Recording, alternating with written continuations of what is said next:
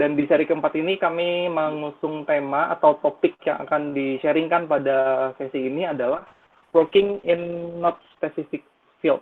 Sekali lagi, working in not specific field. Jadi aku juga sudah sampaikan cukup menarik gitu ya, kira-kira di balik topik ini apa yang mau disampaikan. Jadi nanti kita akan segera masuk ke materi gitu. Kemudian untuk kelancaran diskusi kita pada pagi hari ini, jadi beberapa hal yang harus diperhatikan adalah yang pertama untuk teman-teman selama sesi penyampaian materi nanti harap mematikan mikrofonnya.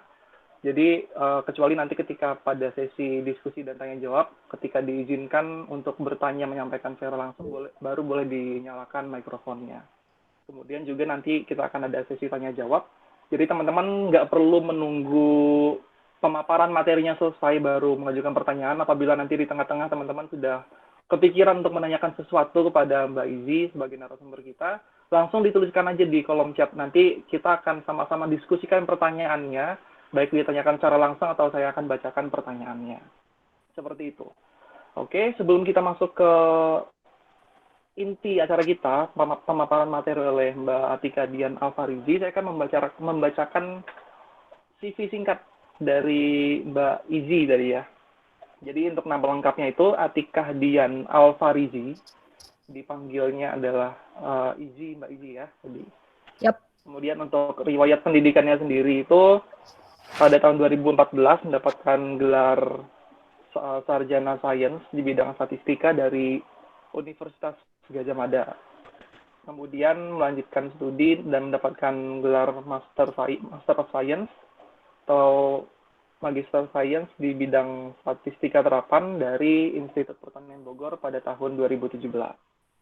Kemudian untuk pengalamannya sendiri dalam beberapa tahun terakhir itu di bidang data analis dan sebagai technical consultant. Beberapa di antaranya itu di Starcore Analytics. Kemudian beberapa proyek yang pernah dipegang adalah Big Data Environment Integration Project di Bank Danamon di tahun 2017. Kemudian ada IFRS 9 Solution Project di Bank CNB Niaga 2017 sampai 2019. Kemudian ada di Maybank juga pada proyek yang sama IFRS 9 Solution Project di Maybank di tahun 2020 dan yang terakhir di CNB Niaga. Kalau kita lihat ini memang banyak bergerak di proyek-proyek itu banyak di bidang perbankan, tapi seperti yang tadi disampaikan sedikit oleh Mbak Izi bahwa proyek-proyek itu bukan spesifik di bidang tertentu aja, bukan di bidang perbankan saja. Mungkin selengkapnya, pengalaman lengkapnya, sharing-sharingnya kita akan dengarkan langsung dari narasumber kita. Pada Mbak Izi udah ready, Pak? Oke. Oke, dipersilakan, Mbak. Halo. Assalamualaikum warahmatullahi wabarakatuh. Waalaikumsalam warahmatullahi wabarakatuh. Kenalin, nama aku Atika Dian Alfarizi, panggil aja Izi ya. Terima kasih buat Himpro buat kasih waktu aku buat sharing-sharing ya sama teman-teman jurusan Departemen Statistika, baik yang S1, S2. Di sini tuh aku mau sharing-sharing pengalaman gitu selama habis lulus dari kuliah ya. Jadi aku kasih judul aja Working on Not Specific Fields karena sekarang ini aku tuh kerja di bidang jadi konsultan. Jadi bidang-bidang yang aku kerjain itu beda-beda gitu karena ngerjainnya tiap project. Jadi aku IPB itu baru S2-nya aja, sedangkan S1-nya itu di UGM baru ngambil statistika terapan di IPB. Karena kebanyakan rumus kan, terus kayak aduh pusing statistika rumus doang gitu. Terus ngambil S2 yang terapan gitu. Itu ada judul tesis aku dari undergraduate sama postgraduate.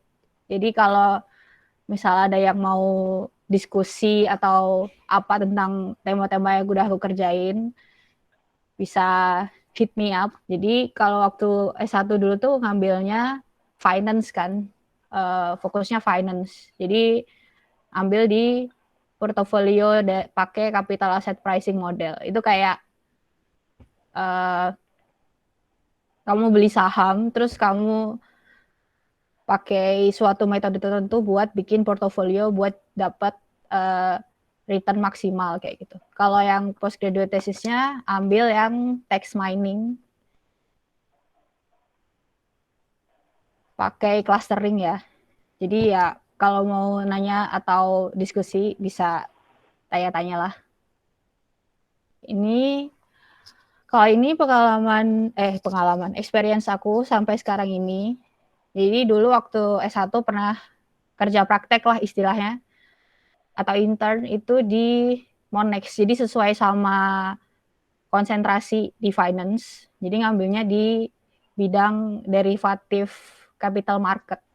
Jadi kayak forex, emas, perdagangan tambang dan segala macam itu waktu intern. Terus habis itu langsung lanjut S2, terus habis lanjut S2 lulus langsung ke Starcore Analytics, jadi data analis. Jadi Starcore Analytics ini punya alumni juga. Jadi CEO-nya itu alumni PB angkatan angkatan berapa ya? Ada Pak Amir, beliau itu angkatan udah tua pokoknya. Nah, terus di sini sebagai data analis itu sama juga. Jadi kerjaannya tuh project-projectan gitu. Jadi tiap project kita bisa ke klien yang berbeda-beda. Pertama itu aku langsung dapat di Big Data Environment Integration Project itu ada di banking. Jadi sebenarnya nggak banyak analitiknya, cuman jadi tiap project itu kan kita ngadepin klien yang berbeda, field yang berbeda, terus dan project yang berbeda-beda juga. Jadinya tiap project itu kita bisa dapat pelajaran baru dari tools yang baru, knowledge tentang domain yang baru, terus tim yang berbeda-beda juga gitu. Nah, untuk yang big data ini itu kita integration project dari mereka yang datanya dari yang apa sih namanya? Projectnya itu mereka cuma ngerjain kayak di SaaS base aja gitu. Terus kita integration ke environment yang lebih cater ke big data yang mereka punya. Itu ada dapat tools baru kayak SAS EG, SAS EG, SAS IM dan banyak banget. Terus kita juga kalau kerja di project itu kan pasti bakal apa sih namanya kerjasama sama tim lain. Jadi kayak vendor lain gitu. Kita dapat ilmu tentang perbankan. Jadi kita harus belajar lagi tuh dari awal perbankan, tentang bisnis di perbankan kayak gimana. Jadi nggak cuman asal kita implement jadi apa integrate project migrate dari satu ke yang lain gitu. Jadi kita harus tahu bisnisnya juga. Habis itu moving ke churn modeling project. Jadi ini ke Telkomsel itu, berarti bidang telco ya. Udah pindah field nih. Nah, jadi di sini itu klien maunya ada data nih, data raw banget. Nah, mereka tuh pengen tahu kemungkinan klien buat pindah ke provider lain itu kayak gimana gitu. Nah, di churn modeling ini tuh kita dari raw data itu kita harus ngelakuin dari data processing, data analis dan dari modeling sampai dapat akhir kesimpulannya. Terus kita juga bikin hipotesis variabel apa nih yang mempengaruhi kemungkinan klien buat pindah ke provider lain kayak gitu. Jadi dari data processing kita belajar baru lagi, tools baru kayak SQL, terus SAS Enterprise Miner, SAS EG lagi, pakai R dan segala macam. Jadi kita combine segala macam tools itu dan kita proses data yang raw itu jadi data yang rapi. Terus kita dari data yang udah rapi itu kita modeling pakai berbagai macam tools ini buat dapat kesimpulan akhir. Jadi kita ada analisis, ada hipotesis kira-kira variabel A, B, C yang mempengaruhi kemungkinan klien ini pindah ke provider lain. Nah, terus dari hasil analisis itu kita harus bisa menyampaikan atau present ke klien bahwa ada variabel A, B, C, D nih yang bikin klien pindah ke provider lain. Jadi selain kita menampilkan hasil analisis, kita juga harus bisa kasih solusi gitu. Jadi kan consulting itu nggak cuman kayak analisis terus udah. Kita harus juga bisa present ke klien. Ada ini nih, kenapa klien pindah bla bla bla, dan kita ada solusi. Ya, lebih baik karena variabel A, lebih baik kita melakukan hal tertentu gitu agar kemungkinannya semakin kecil. Jadi kemungkinan klien buat pindah itu kecil, dan kemungkinan dia buat orang yang udah pergi, klien yang udah pindah terus balik lagi itu ada gitu. Jadi kita bisa ngelakuin campaign kayak gitu. Terus itu salah satunya. Terus habis itu aku pindah project lagi ke IFRS 9 Solution Project. Jadi IFRS itu reporting standar ya, reporting standar dari jurusan accounting gitu. Iya loh. Ya.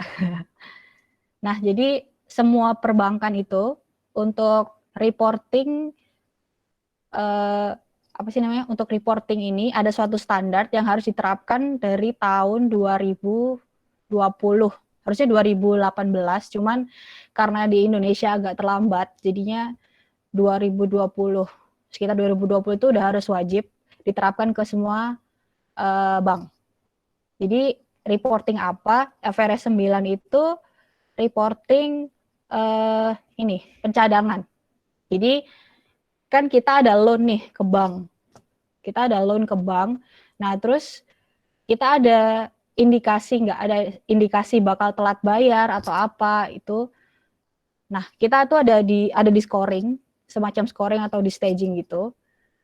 Nah, bank itu harus mencadangkan sekian persen dana untuk dilaporkan ke OJK.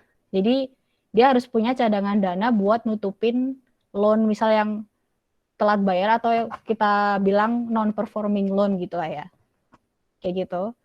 Nah, jadi reportingnya itu mereka butuh satu solution, satu kayak integration software gitu, agar pengerjaan mereka kerjain reportingnya itu tuh nggak manual gitu. Kan biasa mereka ngerjain tuh manual. Jadi mereka butuh suatu solution biar reporting itu jadi cepat dan dan ada user interface-nya gitu. Jadi mereka tinggal jalan kelar. Nah, itu klien yang dibutuhin klien. Nah, di konsultannya kita nyaranin ada nih dari SaaS ada solution namanya IFRS 9 Solution. Kita nyaranin pakai itu ke klien, dan klien pakai itu dan jasa kita buat implement reporting mereka gitu ke solution yang kita punya. Nah, dari bank ke telco terus ke bank lagi. Ini kita belajar lagi hal yang beda karena awal dapat project banking, kemudian dapat project banking lain. Ini nggak mesti sama gitu. Jadi bisnisnya beda banget dari yang awal yang pernah aku lakuin gitu. Jadi project sebelumnya. Jadi kita belajar lagi hal yang baru lagi, tentang bisnis yang baru lagi, kita belajar tools yang baru lagi kayak ada SaaS data integration, ada SaaS model implementation, ada SaaS business rule, ada SaaS risk and finance workbench kayak gitu. Terus ada SaaS VA juga. Jadi di SaaS itu ada dashboard juga namanya SaaS VA, Visual Analytics. Itu semua kita terapin buat dapat si klien ini maunya apa. Terus aku pindah ke SaaS awal tahun kemarin. Jadi karena proyeknya itu dari SaaS, jadi masih ngelanjutin proyek yang lama. Dan di CMB Niaga ini juga itu kan proyek 1 itu bisa aja udah kelar, terus klien masih minta tambah apalah, ada yang diganti atau ada yang ditambah atau ada yang perlu di-upgrade atau di-update kayak gitu. Terus ada juga ini sama project di Maybank, ini IFRS 9 juga. Jadi yang udah aku dapetin selama 2 tahun di CMB Niaga itu ke Maybank itu buat bantuin karena ada yang error kah atau apa kayak gitu. Jadi begitulah sedikit gambaran experience aku. Jadi aku mau jelasin aja. Mau dibilang technical konsultan, mau bilang data konsultan atau apapun itu, apa aja boleh nyebut apa aja. Intinya kita tuh jadi konsultan. Jadi in a nutshell, jadi secara apa sih singkat, konsultan itu apa sih? Jadi konsultan itu kan yang kita tuh provide expert opinion, analysis dan recommendation. Jadi kita punya suatu expert di tools tertentu kayak atau bidang tertentu. Kalau dari statistika ya expert bidang data analitik ya, mungkin kita nyebutnya. Modeling, analisis, dan statistical analitik lainnya. Nah, kita itu provide jasa kita buat ngasih opini, ngasih analisis, dan rekomendasi maunya klien itu apa gitu. Dan kita bisa ngasih solusi gitu, rekomendasi dan solusi buat peningkatan bisnis atau peningkatan marketing dan segala macam. Jadi kita tuh harus ngebalancein antara bisnis dan analitik yang udah kita punya. Kan lulusan statistika tuh pasti jago kan analitik udahlah. Terus kita tinggal ngebalance sama bisnis dari banking, telco, industri dan segala macam. Terus kita ngasih solusi analitik dan dari analitik itu kita bisa present sesuatu yang real gitu, yang bisa mereka terapkan. Itu requirement-nya tuh banyak sih. Kita pokoknya intinya tuh mereka punya data kayak atau tools apapun, kita punya expert di bidang data analitik, kita pakai alatnya, kita terapin knowledge kita di bidang data, terus kita translate analytical kita di bidang data itu sampai kita dapat finding dan kita bisa nyampain ke orang yang pakai jasa kita buat dapat finding itu gitu. Nah, buat di consultant itu selain skill data analytics ada juga skill consulting yang harus kita punya gitu. Dan kita nggak harus punya dari awal gitu. Kita bisa belajar sambil jalan. Jadi setiap kita dapat project yang baru, itu seenggaknya ada skill-skill ini yang bisa kita terapin di kerjaan kita. Jadi kayak problem framing sama problem solving. Gitu. Jadi problem framing ini kayak kita nge-frame ada problem apa nih gitu. Misal klien punya data gede banget. Terus problemnya itu mereka pengen dari data semua ini yang belum rapi itu pengen dapat suatu insight. Ambil aja dari telco tadi ya. Pengen insight. Ini kenapa sih kok klien kita suka dari bulan Januari sampai Februari banyak banget yang keluar karena apa gitu. Mereka ada data, terus mereka kasih ke kita nih. Terus enaknya gimana ya? Kita apain gitu biar kita dapat insight dari data ini. Kenapa sih orang-orang ini pada keluar, pada pindah ke provider lain? Kenapa nggak bertahan aja gitu di provider kita? Nah, terus kita bisa apa sih namanya? Kita provide. Oke nih, kita punya orang yang punya expert di bidang statistik, data analitik. Terus, nah orang ini tuh kita harus nge-framing problemnya tadi itu. Kira-kira yang problemnya itu kenapa gitu. Jadi kayak, tapi kan apa sih namanya? Problemnya apa? Jadi ada data gede, mereka nggak tahu mau ngapain. Terus ada paralel atau lower issue yang lain nggak? Jadi kayak misalnya data hilang atau ada salah input dan segala macam, jadi ada data yang nggak masuk atau segala macam. Terus lower issue yang lain juga kita harus bisa framingnya lagi, ngeframingin lagi. Kayak misal nggak ada orang yang bisa ngegabungin data-data itu, nggak bisa ngeproses data itu biar dapat variabel-variabel yang penting, variabel-variabel penting yang mereka mau gitu, yang bisa ngebaca data itu. Terus kita juga harus framing dari sisi bisnisnya nih. Kita kan kita punya skill analitik, tapi kita nggak ada knowledge di bisnis yang mereka punya gitu. Jadi kita harus ngecek lagi, kita harus belajar lagi bisnisnya apa, kenapa problem itu bisa ada. Jadi kayak misal data pelanggan postpaid. Data pelanggan postpaid itu pelanggan postpaid itu apa sih gitu.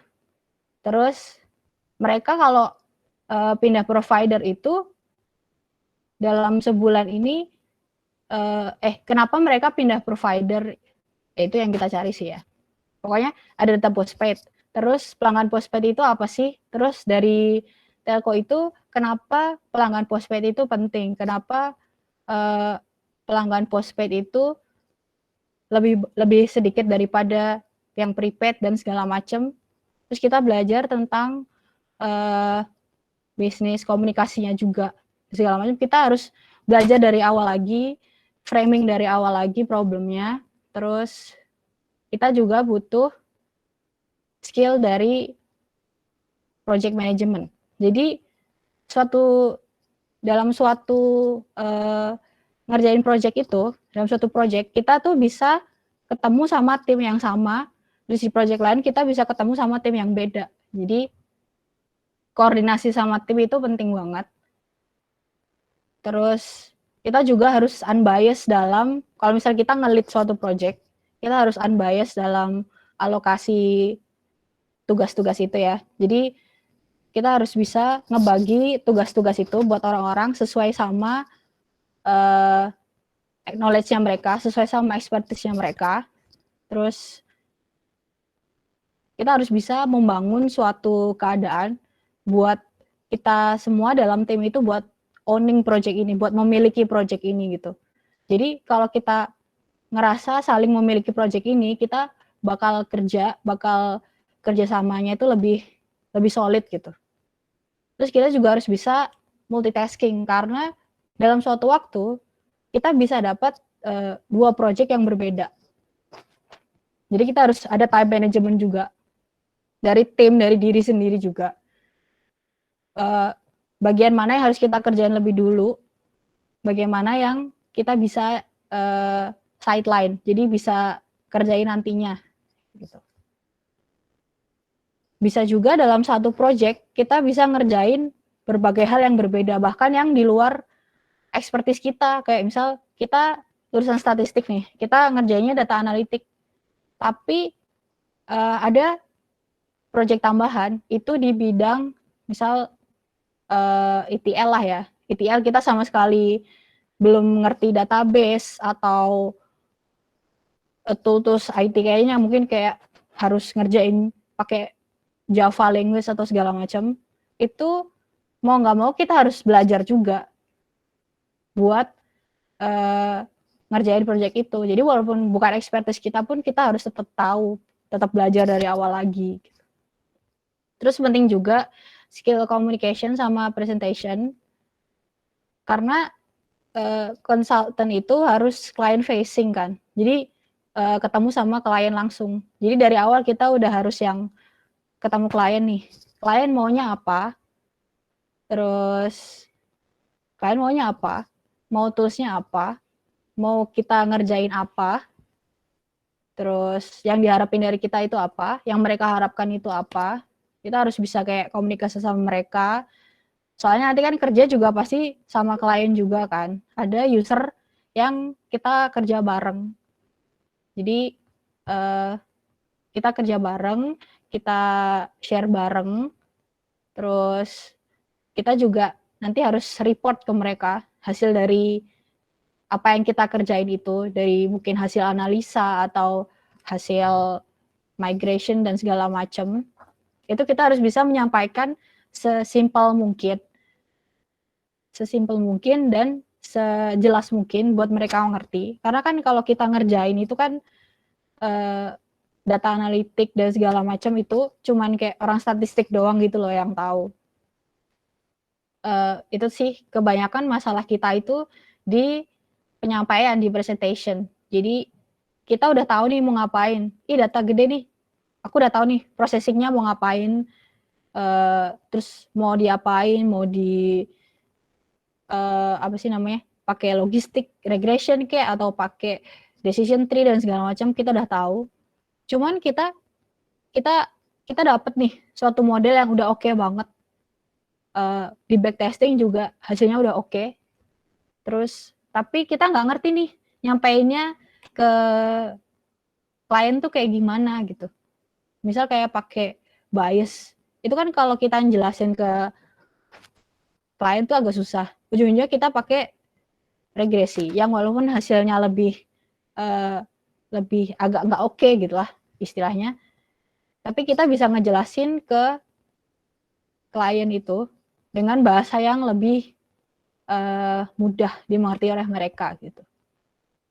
Jadi intinya dari berbagai macam analitik kita lakukan itu, kita harus bisa nge-report, bahkan kalau bisa ngasih solusi ke mereka dari penemuan, dari insight yang kita dapetin dari data analitik itu, kita bisa ngasih solusi apa ke mereka, kayak gitu.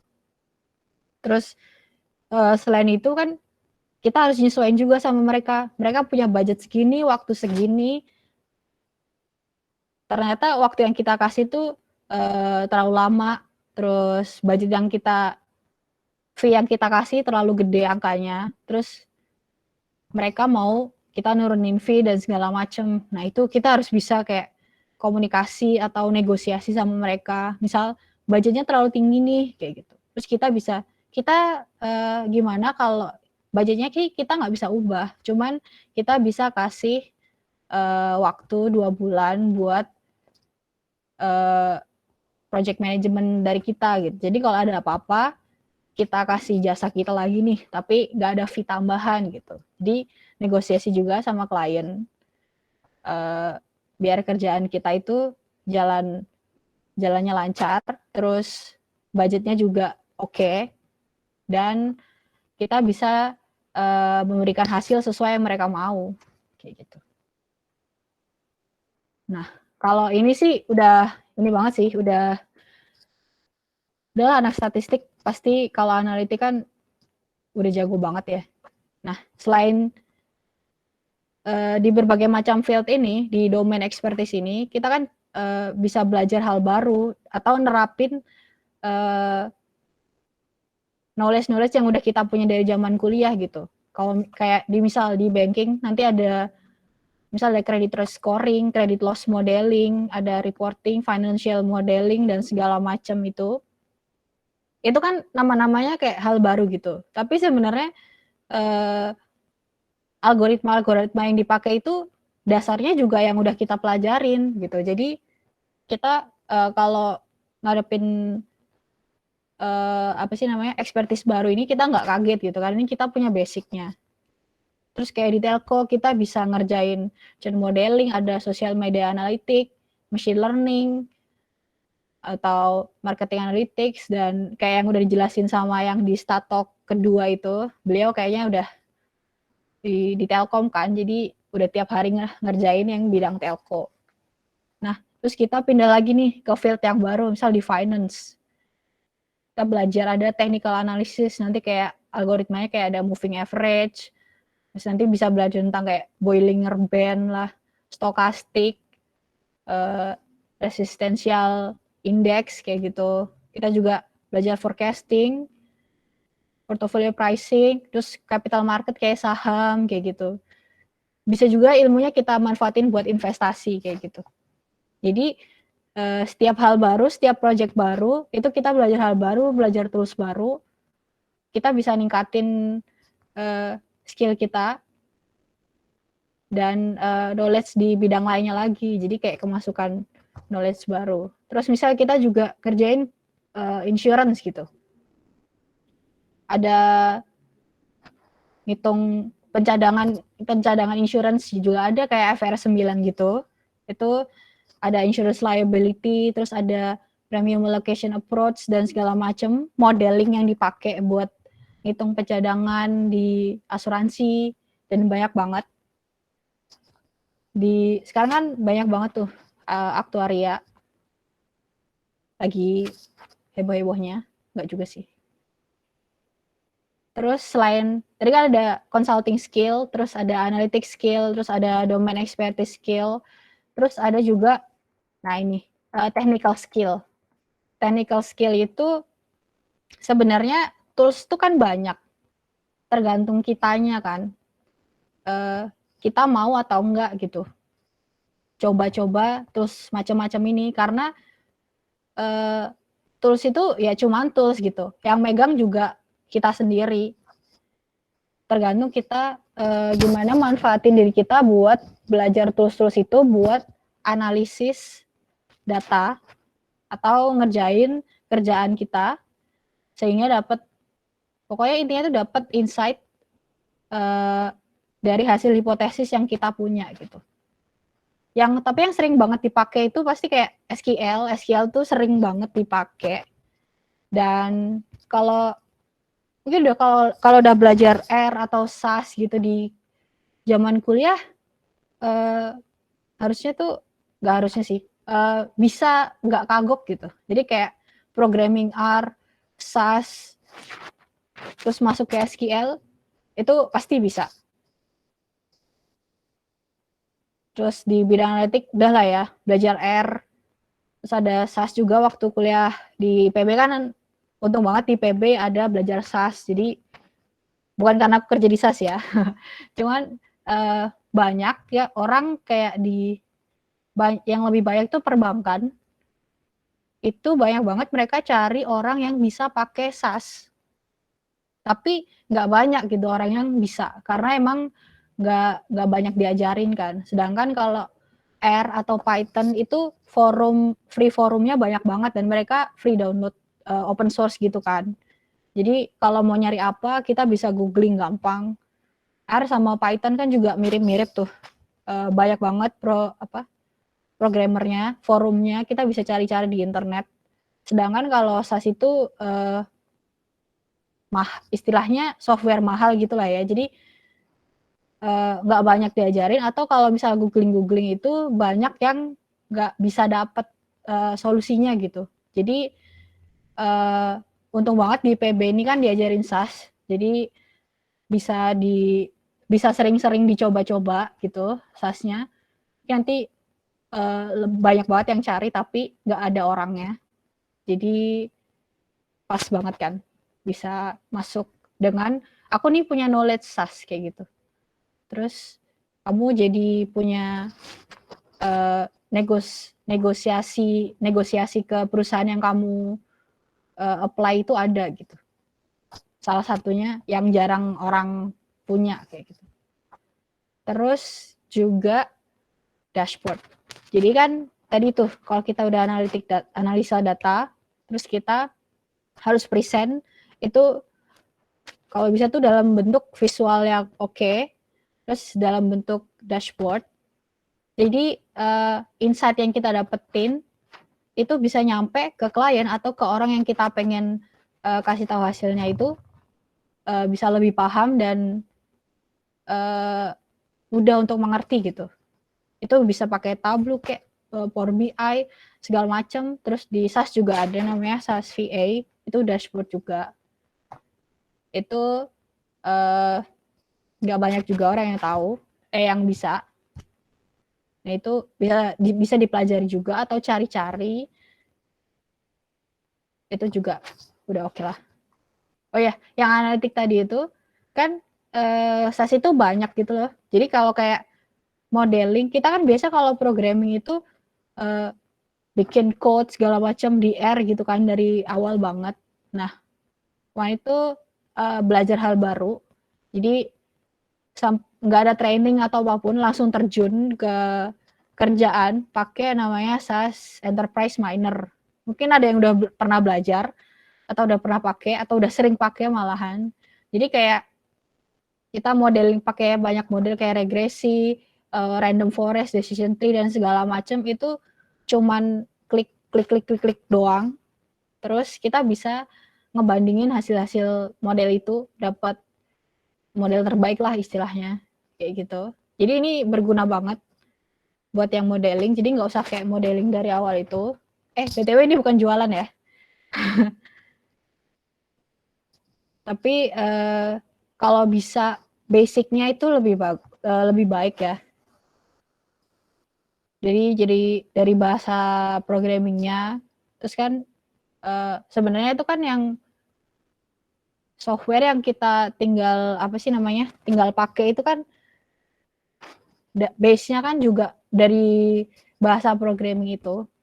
Nah jadi kalau udah belajar, kita punya knowledge itu, jadi kalau kita ngadepin tools yang baru, kita tinggal ngembangin aja gitu. Jadi nggak mulai dari awal lagi.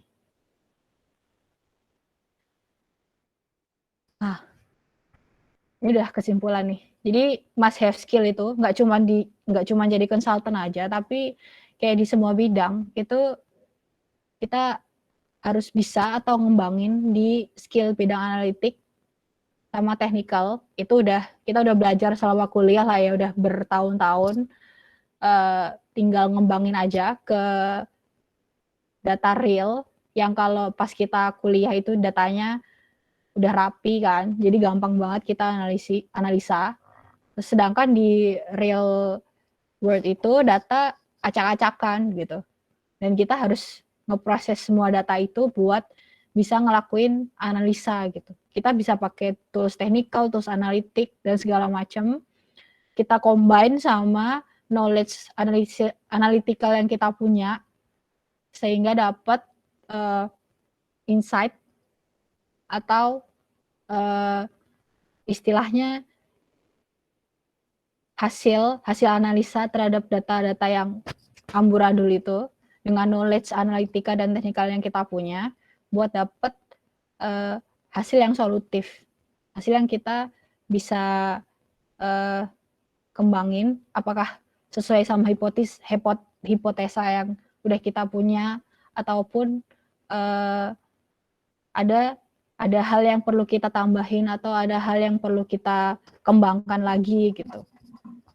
Terus selain itu dimanapun itu skill leadership sama communication itu penting banget ya. Jadi leadership itu gimana kalau misalnya kita nge-lead suatu tim, kita harus bisa membagi, harus ada time management, harus ada tim manajemennya juga. Terus kita komunikasi sama tim yang tiap kerjaan tuh beda-beda, gimana biar kita nggak ada problem gitu antar tim, jadi ngurangin efektivitas kerja tim gitu. Terus, nah ini nih, kembangin English skill. Jadi bahasa Inggris itu penting. Ya mungkin di beberapa field nggak terlalu dipakai ya. Cuman kadang kita ketemu sama tim yang bukan dari Indonesia gitu. Jadi di kita ke kerjaan lainnya atau project lainnya, kita kerja sama tim lain yang bukan dari Indonesia gitu. Jadi tingkatin English skill-nya, walaupun grammarnya berantakan, bodo amat. Yang penting tuh namanya komunikasi itu, yang penting dua pihak sama-sama ngerti kan. Pengalaman aja, kemarin waktu project FRS 9 itu, aku ada satu tim itu, aku satu-satunya yang dari Indonesia. Jadi yang tim bagian aku itu lainnya dari luar lah istilahnya. Nah itu tuh selama berbulan-bulan kita harus bisa komunikasi, terus kita ketemu, kita sharing knowledge dan idea segala macam sama mereka. Jadi ada kita harus bisa ngejalin komunikasi gitu kan, biar kerjaan tim jalan dan selesai dan kita bisa dapat hasil yang kita inginkan. Jadi kita ngomong tuh nggak bodo amat grammar segala macem. Yang penting ngomong aja. Jadi tingkatin English skill, mau ngomong bahasa Inggrisnya pakai aksen Jawa atau pakai aksen Indonesia, bodo amat. Yang penting dua pihak itu sama-sama ngerti. Dan walaupun nggak berguna di misal dapat kerjaan nih, nggak sering dipakai, tapi tetap tingkatin kan nggak ada salahnya gitu kan. Bisa juga cari apa sih namanya, kenalan lain atau koneksi lain di luar yang mungkin bisa ningkatin knowledge kita atau bisa membantu kita buat misal naikin jenjang karir atau apapun itu penting banget. Itu dia, itu segitu aja sharing dari aku. Mungkin ada sharing-sharing yang lain dari teman-teman atau misal mau nanya atau mau share pengalamannya juga. Kalau misal ada kerjaan yang mirip-mirip sama yang aku kerjain, itu mungkin bisa add LinkedIn aku di situ atau email atau WhatsApp ke nomor itu. Terus kalau misal lagi di Jakarta, terus lagi main-main, bisa ajak temu-temu di daerah Jakarta Selatan gitulah. Begitulah. Mas moderator. Oke, terima kasih banyak Mbak Izzy untuk sharingnya, yang tentunya ini sangat menarik banget. Yang mungkin awal itu pada penasaran, ini working on not specific field ini maksudnya apa, tapi ternyata kita banyak bicarain tentang data consultant di situ ya. Iya. Dan tentunya juga pasti memotivasi atau memberikan gambaran wawasan baru pada teman-teman yang memang sekarang ini udah ancang-ancang untuk terjun ke dunia data consultant. Dan jika ada pertanyaan, boleh silakan tuliskan di kolom chat atau kasih tanda untuk izin bertanya secara langsung gitu, kita persilahkan. Kita masih punya banyak waktu untuk diskusi lebih lanjut tentang topik kita hari ini, working on not specific field. Jadi not specific field-nya itu memang bidangnya kemana-mana ya, ke telco, ke perbankan, macam-macam. Karena kita nggak bisa batasin area dari data consultant itu di area spesifik tertentu, karena memang yang membutuhkan data analisis itu semua bidang gitu Mbak ya. Iya. Jadi kan semua bidang sekarang butuh, sekarang itu kan semua punya data ya. Dan Betul. Dan butuh orang yang punya knowledge di analitik data itu buat dapat insight yang mereka pengen gitu. Iya. Mungkin sambil nunggu teman-teman yang lain bertanya nih Mbak, mungkin aku mau nanya. Kan benar-benar Mbak ini bekerja di bidang yang macam-macam gitu, di data consultant, di telco, di perbankan dan seterusnya. Ketika dapat project baru misalkan dari klien baru gitu, itu boleh di-sharingin nggak Mbak prosedur atau proses gimana Mbak belajar dulu tentang si project itu? Kan apa namanya, nggak spesifik kan projectnya, jadi setiap dapat project baru pasti kan belajar hal baru lagi. Nah itu boleh di-sharingin gimana belajar ketika dapat satu bidang baru atau bahkan di bidang yang sama tapi kan projectnya berbeda macam-macam, banyak terminologi baru atau tantangan-tantangan baru di setiap project, bahkan di project di bidang yang sama gitu. Awalnya itu pasti klien itu nganggap kita tuh udah punya knowledge tentang bisnis itu kan. Padahal kita sama sekali belum ada nih, nggak ngerti apa sih perbankan tuh apa, mereka ngerjain apa, kita nggak ngerti, kita cuma tahu nabung di bank terus udah gitu kan. Tapi mereka nganggap kita tuh kita udah punya knowledge, jadi awalnya tuh kayak kita iya aja, walaupun kadang nggak ngerti. Tapi kan mereka ada outline gitu kan, jadi ada dokumentasi tertentu yang mereka kerjain itu apa, yang mereka mau kerjain itu apa.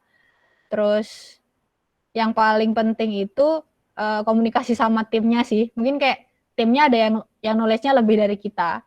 Terus bahkan atau mungkin sama-sama nggak ngerti gitu. Jadi kita belajar bareng-bareng dari googling kayak atau baca outline itu atau tanya ke orang lain yang lebih paham atau mungkin sambil jalan juga. Jadi kayak nggak ngerti sama sekali, kita udah dikasih tools, terus kita langsung suruh implementasi. Ya udah kita implementasi aja. Jadi sembari kita implementasi di tools itu, kita bisa ngerti gitu. Oh, jadi kita tuh ngerjain ini gitu. Bahkan kadang ada yang kayak kita udah setengah jalan, itu kita masih nggak ngerti bisnis projectnya itu ngapain kayak gitu. Jadi lebih enak itu sambil jalan, terus kerja sama-sama tim juga. Jadi saling sharing juga sama tim. Nggak taunya di mana kita bisa cari apa nih buat dapet biar kita bisa ngerti kayak gitu. Oke, biasanya kalau satu project gitu, berapa lama Mbak nanganinnya? Atau tergantung apa sih, lama dari pengerjaan satu project dari mulai di request sampai dengan selesai gitu? Bener sih depends ya, tergantung dari projectnya. Ada yang kemarin itu cuman 2-3 bulan udah selesai, karena emang mereka spesifik banget. Maunya ini, ada data ini, tolong dianalisis biar dapat insight gitu. Oke, ada yang sekarang ini lagi ngerjain di banking, itu udah project sampai 2 tahunan lebih. Udah hampir 3 tahun.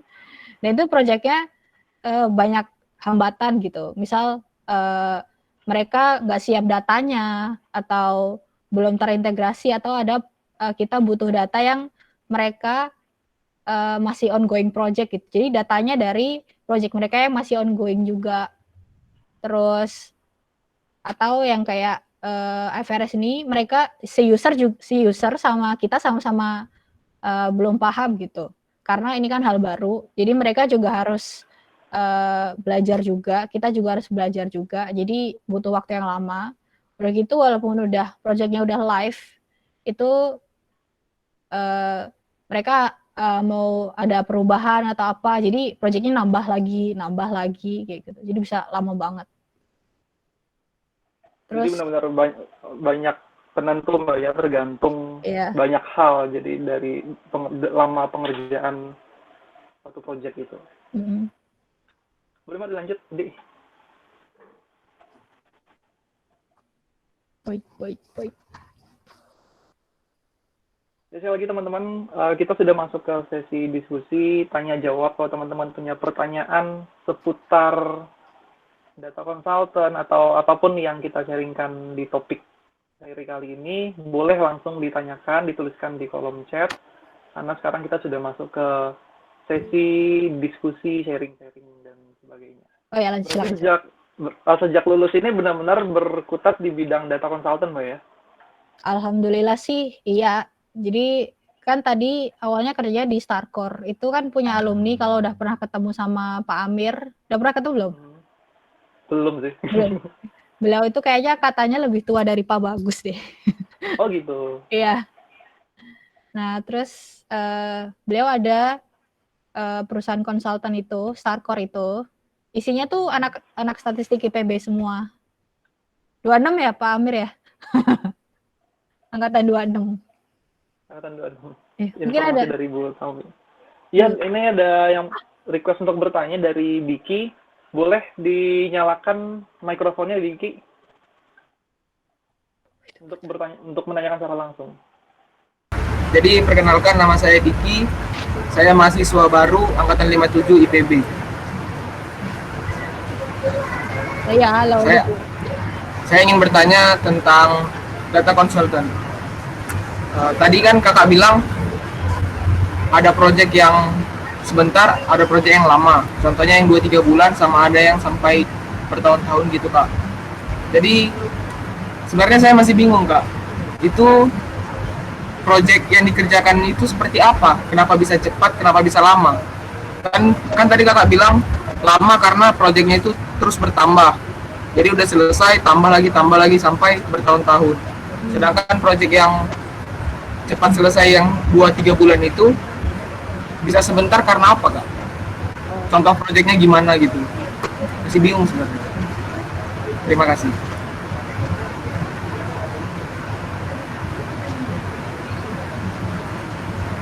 Oke, terima kasih Oke. Diki.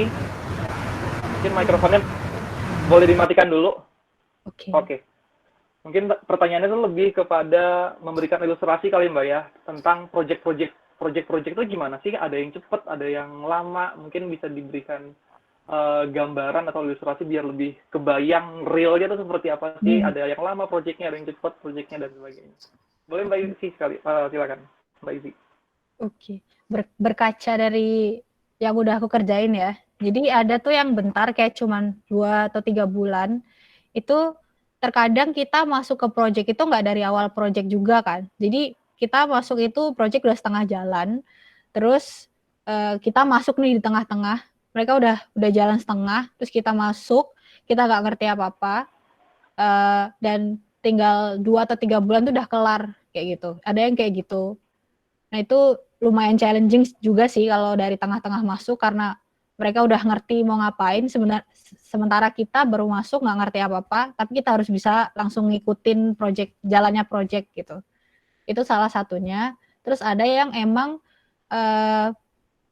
klien ini maunya emang spesifik aja, kayak mereka mau kalau kayak aku di Telkomsel itu dia emang maunya spesifik gitu. Saya maunya cuman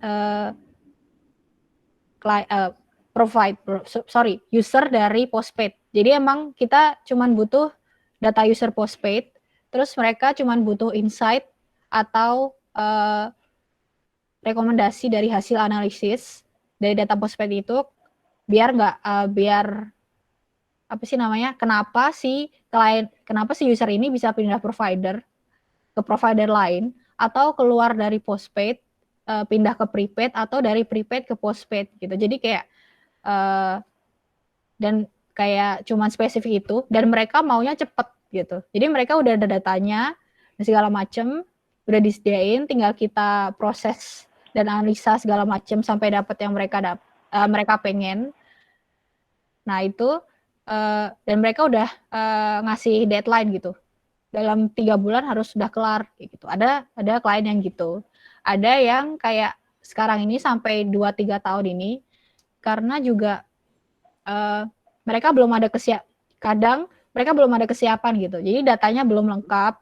Ada data yang mereka masih perlu olah lagi atau ada kalau di perbankan tuh sukanya kayak ada berbagai level security gitu loh. Apalagi kita ini kan orang luar nih, kita pegang data mereka gitu. Sementara data mereka itu sensitif, jadi ada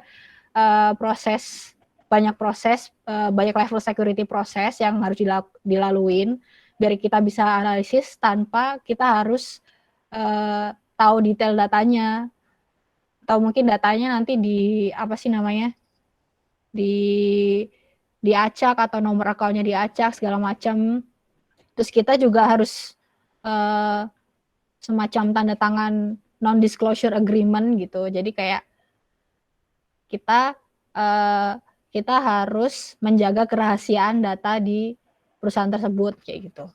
Terus ada juga yang benar-benar karena lama banget itu karena apa? Karena ya itu tadi dari sisi bisnis mereka juga belum terlalu paham, itu juga ada. Kayak IFRS 9 ini benar-benar tuh baru gitu. Jadi di gugusan atau apalah ya itu di accounting di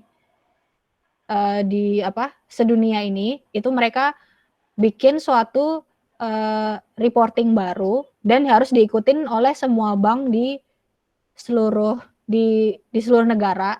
Itu harus pakai format itu kayak gitu. Itu kan baru. Mereka belum tahu juga itu buat apa. Jadi harus berkaca sama perusahaan induk mereka. Mungkin kayak perusahaan induk kalau kayak CIMB itu di Malaysia, yang di negara lain itu mereka udah duluan. Terus kita harus berkaca juga sama perusahaan yang perusahaan induk itu, cara ngerjainnya kayak gimana, mau bikin kayak apa, kayak gitu. Terus kita harus nge-mapping data juga nih. Jadi data-data yang kita pakai di tools kita itu, kita harus nge-mapping dari data-data mereka yang nyebar di mana-mana kayak gitu. Jadi yang lama itu sebenarnya kayak di data processing, bisa kita sebut data processing. Itu lumayan banyak menyita waktu, bukan menyita waktu sih, kayak waktu yang dibutuhkan buat data processing itu gede gitu loh. Sementara nanti juga masih ada analisis data, terus belum kalau datanya itu nggak cocok atau analisanya nggak cocok atau mungkin ada error di tools yang kita pakai dan segala macam. Terus di klien yang sama dengan klien yang sama, walaupun proyeknya udah selesai, mereka mau nambah lagi. Udah jadi nih, udah live, reportnya udah jadi, tapi modelnya kayaknya nggak update deh, soalnya data yang dipakai dari 2016 sampai 2017 misal, harusnya sampai 2019, terus mereka bikin model baru lagi, terus ada change request dari mereka buat diimplement ke solusi yang sekarang udah dipakai kayak gitu.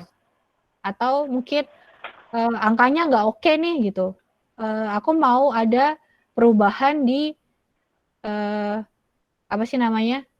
ada di model lain lagi nih, di aset yang lain ada modelnya yang lebih update lagi, atau datanya ada yang berubah, atau ada scoring yang berubah kayak gitu. Kayak gitu sih yang bikin lama. Jadi emang beda-beda per project itu. Jadi benar-benar determinan itu banyak Mbak ya, penentunya ya. Oke, dari Diki. Sudah cukup ya? Sudah paham? Baik, dari Diki sepertinya sudah cukup. Kemudian ada pertanyaan selanjutnya dari Reza Felix. Ini pertanyaannya simple, singkat. Kenapa lebih memilih SAS dibandingkan software statistik lainnya? Mungkin bisa dijelaskan apakah SAS-nya ini memilih atau awalnya memang tuntutan dari pekerjaannya harus menggunakan SAS atau gimana, Mbak? Awalnya sih karena emang kerjanya nuntutnya pakai SAS. Sedangkan baru belajar SAS itu S2 dan itu bentar banget kan. Waktu S1 belajarnya cuma belajar R. Nah, terus tiba-tiba kerja suruh pakai SAS. Ya udah. Tapi ada lagi project yang satunya itu yang di Telkomsel itu, selain pakai SAS, mereka bisa ngasih kebebasan gitu. Jadi user kliennya ngasih kebebasan bisa pakai selain software SAS, software lain juga boleh kayak gitu. Tapi kebanyakan emang dari jadi sebenarnya penggunaan software itu tergantung request dari user juga, Mbak ya? Iya. Kalau yang kayak ada juga yang membebaskan gitu ya? Iya, ada juga.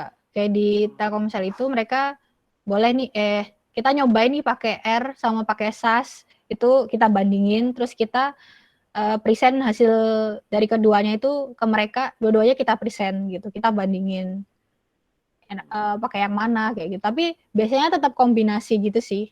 Kayak processingnya pakai SAS atau SQL dan segala macem, terus analitiknya pakai R sama SAS juga. Oke.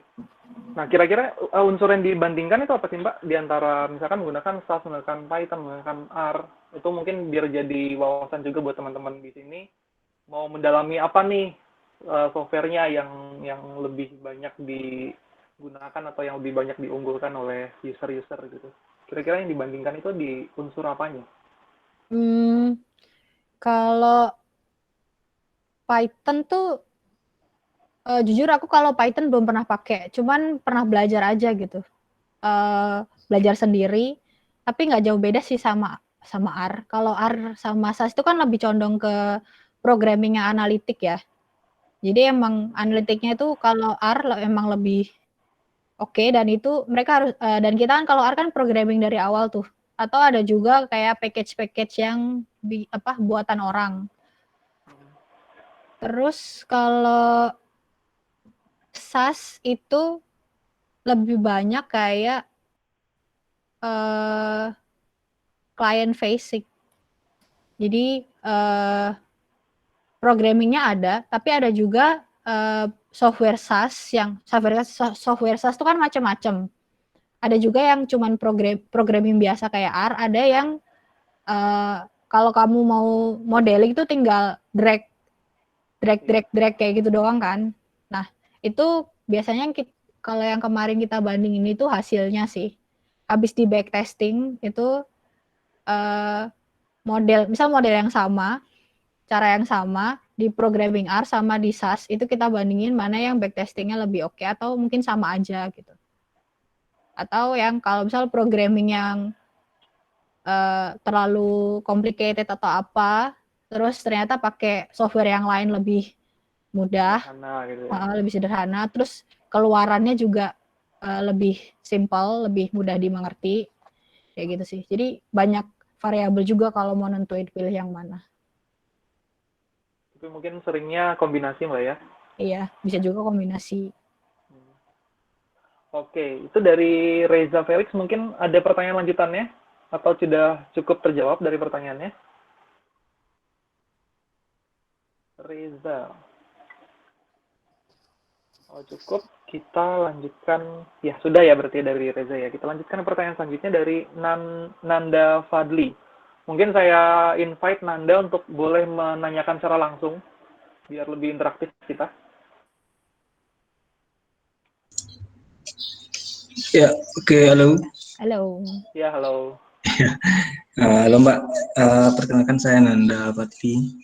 Saya dari STT 17. Sini saya mau tanya terkait project yang udah pernah dikerjain. Itu selain dari use case predictive analytic, itu kan kayak apa sih, time series, regresi, klasifikasi dan lain-lain. Nah itu ada use case yang lebih ke statistik banget nggak Mbak? Kayak apa sih, kayak ANOVA, UJT gitu. Karena kan di sebagian use case mungkin ada, kalau di kuliah kan kita dulu sering belajar kayak ANOVA, t-test. Nah itu pas di project ada klien yang minta use case seperti itu apa gimana Mbak? Oke. Thank you Nanda. Iya, terima kasih Mbak. Kalau yang spesifik kayak mau analitik apa itu sih selama ini aku belum pernah ketemu ya. Mungkin ada juga yang lain yang spesifik minta pakai statistical analytic tertentu. Cuman biasanya mereka ngasih ke kita nih, kan mereka kan pasti kalau user itu nggak punya atau bahkan sedikit atau bahkan nggak punya knowledge tentang analitik nih. Jadi mereka nggak ngerti tuh klien apa analitik statistik apa yang mereka butuhin. Jadi ada yang mereka cuma punya data nih. Kita punya data nih, ada data nih, terserah mau diapain. Nah itu kita pakai semua knowledge statistical analytic yang kita punya buat ngolah data itu gitu. Jadi kita ingat-ingat lagi tuh pelajaran zaman kuliah, kalau ada data kayak gini kita bisa apain gitu. Mungkin harus harus diulang dulu atau diapain dulu, pakai bootstring lah segala macem baru di modeling atau kayak gimana gitu. Oke. Berarti apa namanya, lebih sering itu mereka malah apa namanya, lebih terserah datanya mau diapain gitu ya Mbak ya. Atau ada juga mereka ada bikin model sendiri juga. Mereka udah punya tim buat bikin model, terus kita provide tools-nya, tapi mereka nggak ngerti nih, karena mereka modelingnya mungkin pakai Excel atau apa gitu, terus butuh waktu yang lama buat ngolah data yang mereka punya, kan data gede banget. Dengan cara mereka itu butuh waktu yang lama gitu. Terus kita punya tools agar proses yang mereka jalankan dengan model yang mereka punya itu lebih singkat dan dapat hasil yang oke kayak gitu. Oke, siap Mbak. Thank you Mbak. Thank you. Oke, terima kasih Mas Nanda. Baik, untuk teman-teman masih ditunggu nih pertanyaannya seputar topik kita hari ini. Kita masih punya cukup banyak waktu untuk diskusi. Jadi bebas kita diskusi, tanya aja, nggak usah malu. Karena bisa menambah wawasan kita, apalagi kalau kita udah lagi ancang-ancang untuk terjun ke dunia data konsultan gitu.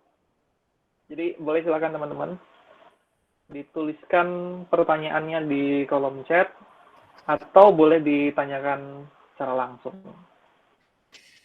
Mungkin sambil nunggu pertanyaan selanjutnya, Mbak, sejauh ini dari pengalaman beberapa tahun menjadi seorang data consultant, itu yang paling challenging tuh apa sih, Mbak, dari pengalamannya? Challenging. Sebenarnya ya, kalau jujur nih, tiap project itu challenging. Jadi Setiap project setiap challenging. project itu challenging. Karena kan kayak istilahnya kayak kita pindah kerja gitu. Ya kan? Jadi padahal kita cuma pindah project di perusahaan yang sama, tapi kita harus ngerjain hal yang beda. Kita harus mulai dari awal lagi. Toolsnya ada baru lagi, beda lagi. Expertise domainnya juga ada beda lagi. Terus ketemu sama tim yang beda lagi. Dan ketemu klien yang beda juga gitu. Kadang ada yang kliennya enak nih gitu. Oh, ya udah gitu. Kalau kita ngerjain apa, mereka oke-oke aja. Ada yang kita ngerjain apa, mereka nuntut lebih kayak gitu. Padahal di dokumentasi awal nggak ada kayak gitu. Semuanya challenging sih. Jadi kayak job hopping ya.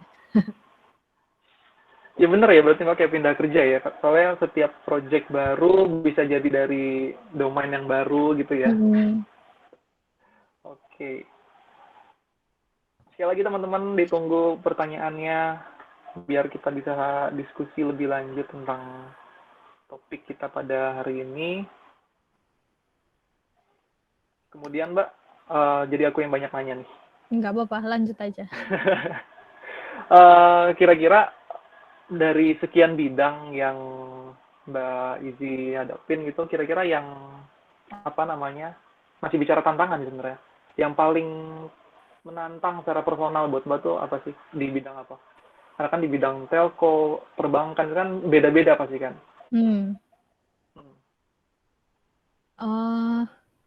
Apa ya? Buat aku personal nih ya. Iya. Yang paling menantang. Sebenarnya awalnya gimana ya, menantang semua. Menantang semua. Yeah. Soalnya kan beda banget gitu. Dan semakin nambah project itu apa ya, growth-nya juga beda-beda. Semuanya sih sebenarnya menantang sebenarnya. Semua menantang, karena mungkin emang suka tantangan nggak sih Mbak Izzy? Iya, soalnya anaknya gampang bosen. Oh, berarti pas banget dong Mbak ya, gampang bosen, terus dapat suatu bidang pekerjaan yang setiap project bisa ganti bidang, jadi nggak monoton. Iya, alhamdulillah sih dapatnya kayak gitu, sesuai sama diri, pengennya personal. Ya teman-teman, kita masih punya waktu untuk berdiskusi nih. Kita masih punya pembicara yang siap sedia men-sharingkan tentang apa dunia data consultant. Nah ini ada masuk pertanyaan baru. Siti Haryati Hastuti. Kalau Mbak, saya dari STT 2018, menurut Mbak apa sih skill utama dalam analisis? Jadi skill utama dalam hal analisisnya yang dibutuhin di semua bidang. Kalau tadi kan skill-skill kan ada analitik, communication, negotiation, dan seterusnya. Nah, ini yang utama dalam bidang analitiknya tuh apa, Mbak? Skill. Sebenarnya nggak ada, bukan kayak skill khusus analitik apa ya. Jadi, gimana caranya memaksimalkan skill atau knowledge yang kita punya sih, yang kita pelajarin selama kuliah itu kan banyak tuh, analitik, algoritma segala macam itu kan banyak. Itu lebih ke gimana kita memaksimalkan knowledge yang kita punya gitu, lebih kayak gitu. Buat diaplikasiin ke berbagai bidang tadi. Kan banyak pilihan, nah kita tinggal milih aja nih, kita bisa pakai knowledge yang mana buat diterapin ke macam-macam bidang itu tadi. Kalau menurut aku Ini sih lebih ke apa namanya, ke penentuan ketika kita dapat project, kita harus punya insting kali Mbak ya. Ketika disodorin project seperti ini, dengan apa yang pengetahuan yang kita punya, kira-kira ini mau diarahkan kemana gitu ya. Mungkin skill analitiknya seperti itu kali Mbak. Iya. Cuman yang emang sih yang lebih sering ditemuin tuh kayak regresi atau logistic regression. Oh, itu yang umumnya ditemukan. Karena Regresi dan logistik regresi. iya, dan banyak dipakai. Kita ngejelasin ke usernya juga nggak susah gitu. Dan mereka juga paham kayak gitu. Yang itu sering banget sih dipakai atau ketemu. Jadi meskipun kita nggak terlalu bisa atau nggak terlalu punya skill dalam bidang tertentu, atau kita mau belajar, itu bisa ya Mbak? Pasti sih itu. Mau basicnya bisa atau enggak, kalau mau belajar dan niat pasti bisa lah. Oke. Dan tadi Mbak Izzy juga udah bilang ya, banyak hal-hal yang memang baru Mbak Izzy sendiri pelajari ketika di dunia kerja itu sendiri. Ketika dapat project itu baru benar-benar belajar hal baru gitu Mbak ya. Iya. Kayak walaupun misalnya kalau kita apply job itu kan mereka butuh orang yang skillnya macam-macam tuh. Padahal kita baru lulus kan, fresh graduate. Kita nggak punya skill apa-apa kan. Kita cuman punya knowledge yang kita pelajarin selama kuliah gitu. Asal walaupun kita bukan fast learner atau orang yang nggak bisa belajar cepet, tapi asal mau, ya udah, kerja itu mungkin bisa jadi expert malahan walaupun awalnya nggak bisa. Oke, jadi kuncinya benar yang ditanyakan Mbak Siti Haryati, asal kita mau belajar. Yeah. Jadi pada prinsipnya nggak pernah berhenti belajar gitu. Bahkan ketika kita terjun ke dunia kerja, sebenarnya kita sedang belajar juga akan hal-hal baru atau hal-hal yang sedang kita dalami di pekerjaan, lewat pekerjaan kita. Oke, ada pertanyaan selanjutnya dari Mbak Siti Haryati, cukup katanya. Pertanyaan selanjutnya dari Anggita Rizky Fadilah. Bang Gita, mungkin boleh saya undang untuk menanyakan secara langsung? Kalau nggak ada kendala. Halo, bisa dengar nggak suaranya? Bisa. Ya, bisa Mbak, silakan. Gini Kak, saya mau nanya, seringnya Kakak waktu dapat project itu, memang yang bagian analisis itu kan Kakak aja atau memang ada beberapa rekan lain yang memiliki porsi yang sama buat analisis gitu? Makasih. Macam-macam sih sebenarnya. Ada yang dapat satu project ini kita isinya orang analisis semua, yang semuanya ngerti statistical analytic nih. Kayak gitu kan enak tuh. Kita bisa brainstorming analitiknya mau kayak apa. Terus walaupun kita harus ngerjain kayak ETL-nya, ETL tuh kayak data processing segala macem, itu kita juga bisa saling brainstorming. Itu ada yang kayak gitu, ada yang semuanya kita orang analitik, ada juga yang satu tim kerjanya porsinya masing-masing, ada orang IT-nya, ada orang analisisnya. Terus kadang juga kan di tengah-tengah project itu ada orang yang satu tim kita tuh keluar gitu. Jadi yang sekarang ini, yang bidang analitik ini, kalau project yang sekarang aku pegang itu tinggal aku sendiri gitu. Jadi ada yang sekarang mau ngapa-ngapain tuh mikir sendiri, nggak ada tim buat brainstorming atau segala macam. Nah itu juga challenging juga sih, karena semua apa-apa harus nyari sendiri. Analitiknya mau diapain kayak gitu, kita mikir sendiri. Kayak gitu sih. Oke, Mbak. Izin mau nanya, mau nanya lagi ya Mbak. Boleh. Jadi kalau misal yang di project sekarang kan Mbak yang ngerjain sendiri nih, pernah nggak sih Mbak kayak stuck gitu? Misal dengan data seperti itu, kondisi seperti itu, pernah nggak sih stuck, mau gimana lagi soal analisisnya gitu? Stuck, kalau sendiri ya? Stuck pasti pernah ada sih, kayak ada ini nih project, saat aku kerjain satu project, terus kliennya minta tambahan, ada request perubahan lah kayak gitu. Terus nggak ngerti nih mesti ngapain gitu. Ini tuh apa, mulainya dari mana, ngerjainnya kayak gimana, terus apa yang harus aku kerjain itu apa gitu. Apakah harus bisa pakai apakah bisa pakai knowledge analytic yang aku punya atau enggak kayak gitu. Pasti pernah sih. Cuman ya lagi-lagi kita komunikasiin aja sama tim gitu. Kita kalau ada yang nggak tahu, kita kasih tahu kita nggak tahu kayak gitu. Kita bisa tanya misal ke tim lead kita atau project manager kayak gitu. Aku aku ada yang nggak ngerti nih, lebih baik aku kayak apa kayak gitu. Bisa juga komunikasi sama usernya, tanya-tanya ke mereka juga sebenarnya nggak masalah sih. Jadi kayak ini bisnis ini tuh ngomongin apa sih gitu. Kenapa pakai analitik yang ini gitu? Kenapa nggak yang lain kayak gitu? Lagi-lagi masalah balik lagi ke komunikasi sih ujungnya. Kayak gitu.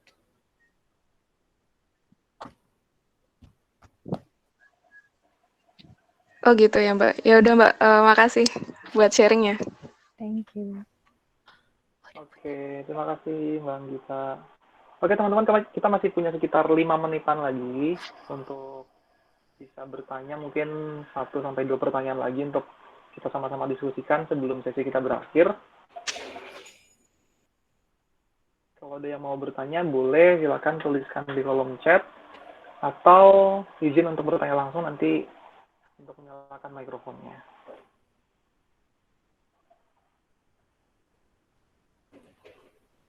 Mungkin Mbak Izi, boleh ini, aku mau nanya tentang ketika menangani proyek IFRS ini Mbak. Ini kan tadi Mbak bilang ini satu instrumen baru gitu ya Mbak ya. Kalau di dunia mungkin sekitar 2018 kalau aku nggak salah, dan di Indonesia sendiri baru diterapkan atau digunakan itu di 2020 ini kalau nggak salah Mbak ya. Iya. Dan di awal tahun kan sempat ngikutin beritanya, sempat ramai juga. Ini boleh diceritain dikit nggak Mbak? Pengalamannya ketika menangani proyek ini ketika masuk sebagai satu instrumen baru gitu. Jadi awalnya itu kita cuma tahu dari kayak wiki atau Google gitu kan, karena dari induknya kan mereka udah bikin tuh, udah netapin. Terus kita tiba-tiba disuruh langsung terjun ke user nih, ke klien gitu. Ini ada project FR 9, kamu langsung turun ke user kayak gitu. Terus kita kayak, hah, apa itu FRS?